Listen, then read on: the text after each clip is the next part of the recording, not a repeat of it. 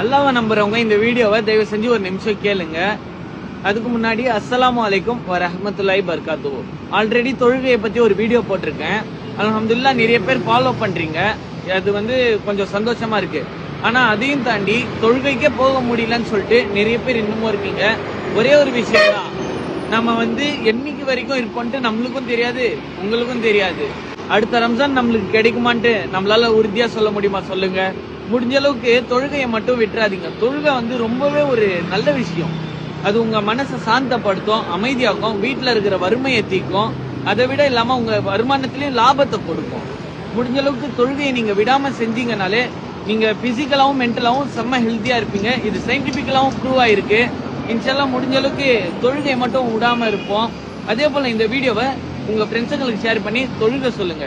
ஏன்னா நீங்க அனுப்புற வீடியோவை பார்த்துட்டு அவங்க தொழுதாங்கன்னா அந்த நலன் உங்களுக்கும் சேர்ந்து தான் கிடைக்கும்.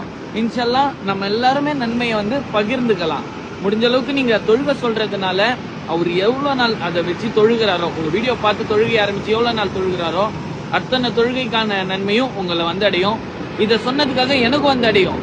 இன்ஷால்லா வாழ்றது கொஞ்ச நாளா இருந்தாலும் நம்ம சந்தோஷமா இருக்கிற நன்மையை பகிர்ந்துக்கலாம். முடிஞ்ச அளவுக்கு தொழுகையை மட்டும் எந்த ஒரு நிலையிலும் விட்டுறாதீங்க. தொழுகை உங்களுக்கு ஒரு நல்ல வழியை காட்டும், மன நிம்மதியை கொடுக்கும். மறந்துடாதீங்க. முடிஞ்சா என்னுடைய சலாமுக்கு கமெண்ட்ல ரிப்ளை பண்ணிட்டு உங்க ஃப்ரெண்ட்ஸுங்களுக்கு இந்த வீடியோவை ஷேர் பண்ணிட்டு என்ன கொஞ்சம் சப்போர்ட் பண்ணுங்க, ஃபாலோ பண்ணுங்க.